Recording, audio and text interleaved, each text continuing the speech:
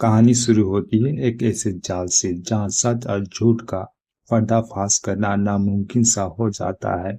शुरू होती है एक सीधा साधा लड़का से जो अपने छोटे से गांव को छोड़कर शहर में आता है ताकि वह अपनी जिंदगी को बना सके। सब कुछ ठीक ही चल रहा था, लेकिन एक दिन अचानक वह लड़का बिना कोई सुराग के गायब हो जाता है। ना कोई फोन, ना कोई मैसेज।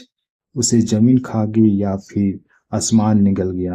कहानी में ट्विस्ट तब आता है जब गांव का एक बेहद ही मासूम और सहमी हुई लड़की पुलिस स्टेशन पहुंचती है। वहां पहुंचते ही पुलिस के सामने एक ऐसी बात का दावा करती है जिसे सुनकर होश उड़ जाते हैं।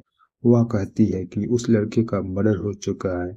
मुझे पता है कि वह इस दुनिया में नहीं है। पुलिस तुरंत एक्शन पर आती है, लेकिन अजीब बात यह थी कि ना कोई डेड बॉडी उसे मिलती है, ना ही कोई खून का निशान और ना ही कोई उसे चश्मदीद गवाह उसे मिलता है। पुलिस के लिए यह केस एक ऐसे बन जाता है जहां जुर्म का गवाह तो है, लेकिन जुर्म करने का कोई सबूत ही नहीं है। अभी पुलिस इस उलझन से जूझ रही थी कि कहानी में एंट्री होती है अमेरिका से लौटी हुई एक बेहद अमीर और खूबसूरत और रहस्यमय महिला से। उसका एटीट्यूड और चाल ढाल देखकर लग रहा था कि उस लड़के से कुछ लेना देना इसका नहीं होगा, लेकिन जैसे ही पुलिस थोड़ी छीन भान करती है तो उसे पता चलता है कि गायब हुए लड़के का तार इस हाई फाई महिला से भी जुड़ा हुआ है। अब पुलिस के सामने दो छोर हो जाते हैं। एक तरफ गांव की वह मासूम लड़की कसम खाकर बोल रही है कि लड़के का जान ले लिया गया है। दूसरी तरफ वह रसूलदार महिला जो अपनी बातों से केस को अलग दिशा में घुमा रही है। जांच जैसे जैसे आगे बढ़ती है, पुलिस को समझ में आता है कि वह केस में जो जैसे दिख रहा है वैसे नहीं है।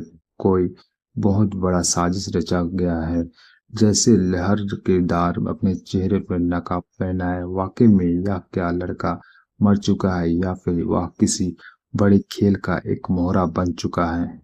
इस मिस्ट्री का अंत में एक ऐसे झटके के साथ होता है जहां समझ आता है कि जिसे सबसे बड़ा सच माना जा रहा था वो एक असल में एक धोखा था। यानी रेगिस्तान की उस रेत की तरह जहां दूर से पानी दिखता है पर लेकिन पास जाओ तो सिर्फ एक धोखा होता है।